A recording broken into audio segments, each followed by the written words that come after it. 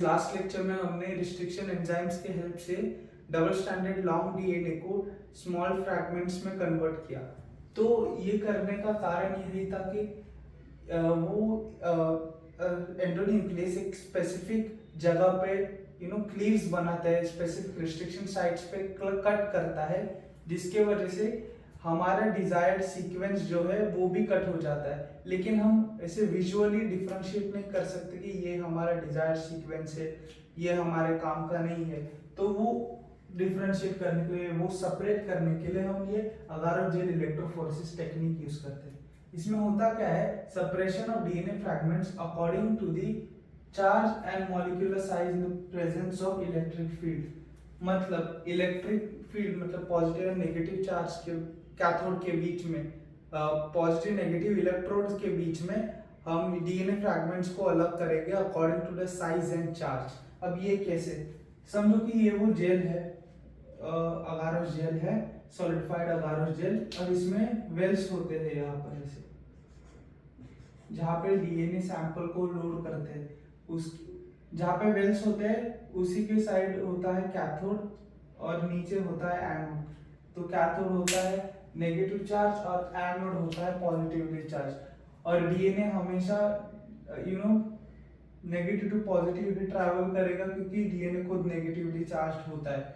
तो वो इस डायरेक्शन में आगे ट्रैवल करता है। और ये जो अगारो जेल होता है, इसमें पोर्स होते हैं, और इन पोर्स की वजह से जो डीएनए फ्रैगमेंट्स जो है जिनकी साइज बहुत छोटी है वो आगे तक ट्रैवल करते हैं, वाइल जिनकी साइज बड़ी होगी, मॉलिक्यूलर साइज बड़ी होगी, वो ज़्यादा ट्रैवल नहीं कर पाएंगे।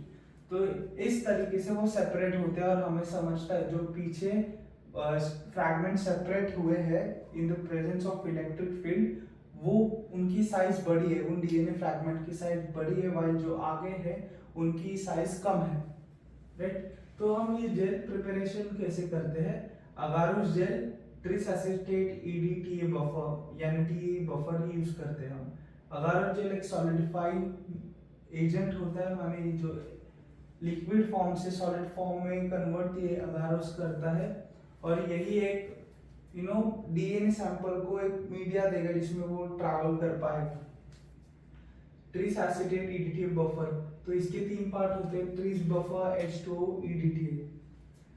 हम इसमें वाटर क्यों डालते हैं, डीएनए सैंपल को लाइक मिक्स करके और वो अच्छे से ट्रैवल कर पाए, उसके लिए H2O का होना बहुत इंपॉर्टेंट है। और H2O अगर रहा तो एक प्रॉब्लम होता है कि हो सकता है कि इलेक्ट्रिक फील्ड के अंदर वो H2O इलेक्ट्रोलाइज हो जाए H plus and OH minus में, और H plus can react with negatively charge DNA, और वो अगर ऐसा हुआ तो इलेक्ट्रोफोरेसिस होगा ही नहीं आगे। तो इसको अवॉइड करता है ट्रिस बेस, ये ऐसा पीएच प्रोवाइड करता है जिसमें वो इलेक्ट्रोलाइसिस नहीं हो वाटर का H प्लस में। और ईडीटी है को हमने लास्ट दो लेक्चर में देखा ही था कि इनएक्टिवेट करता है एक्टिविटी ऑफ न्यूक्लियस एंजाइम की, तो उसके लिए यूज होता है। तो इन सब को हीट किया जाता है और ईटीबीआर ऐड किया जाता है।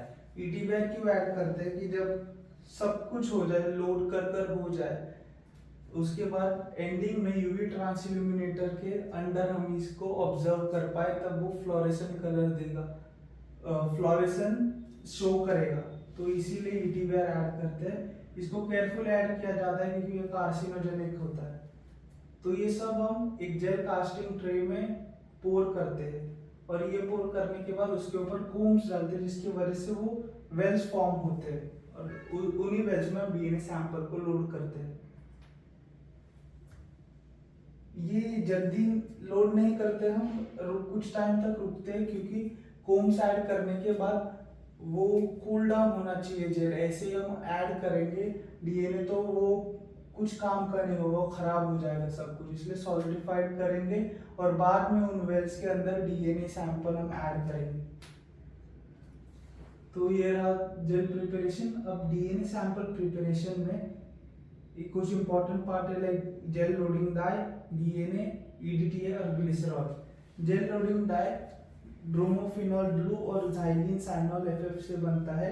Visualizing migration of DNA fragment के काम आते हैं। मतलब जब इलेक्ट्रोफोरेसिस होता है तो कहाँ तक वो पहुंचा है, without the use of UV transilluminator हमें वो समझता है। वो ऐसे ब्लू कलर्स के बैंड शो करता है। डीएनए तो चाहिए ही होगा क्योंकि हम उसी को सेपरेट कर रहे हैं। Glycerol so that DNA sample don't overflow the well and properly adhere to it. मतलब कई बार क्या होता है जब हम सैंपल डालते हैं तो वो स्पिल भी हो सकता है, तो इसके चांसेस कम करने के लिए ग्लिसरॉल ऐड किया जाता है व्हाइल प्रिपेयरिंग डीएनए सैंपल, ताकि वो ज़्यादा अधेर रहे, ये वेल के वॉल से है ना सैंपल ऐसे अधेर रहे और वो ज़्यादा ओवरफ्लो ना करे बाहर। अब फाइनल और इम्पोर्टेंट स्टेप इलेक्ट्रोफोरेसिस होता है। इलेक्ट्रोफोरेसिस में माइग्रेशन होगा अलग अलग साइज ऑफ डीएनए फ्रैगमेंट्स का इन the presence of electric field. तो वेल्स होते हैं कैथोड के पास जो नेगेटिवली चार्ज्ड है, और इस फील्ड के अंदर हम अपना डीएनए सैंपल लोड कर देंगे और DNA sample from negative to positive due to opposite polarity travel करेगा। और टीई बफर हम फील करते हैं, मतलब जो अगर जेल है राइट, तो उसको हम सबमर्ज कर देंगे टीई बफर से, वो सूखना नहीं चाहिए। तो राइट, तो वो ट्रैवल करेगा from negative to positive end. तो ट्रैवल करने के बाद कुछ ऐसा रिजल्ट हमें दिखेगा।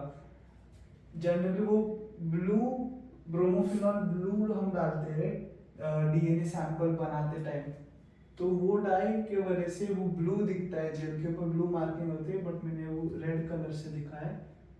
तो यहाँ पे जो लार्ज फ्रैगमेंट है वो दिखाता है कि वो डीएनए का जो साइज था, मॉलिक्यूलर साइज सबसे ज्यादा थी, और हम जैसे जाते आगे आगे एक ग्रेजुअल डिक्रीज दिखता है हमें साइज ऑफ डीएनए में। तो सबसे आगे जो होता है वो स्मॉलेस्ट फ्रैगमेंट होता है।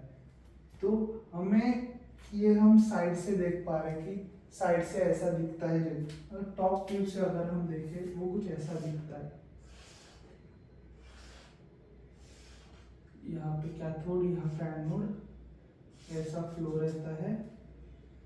तो फिर समझो ऐसे वेल से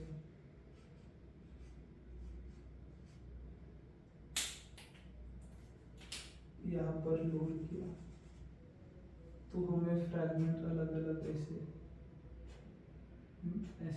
ऐसे हमें फ्रैगमेंट्स अलग अलग दिखाई देते, राइट।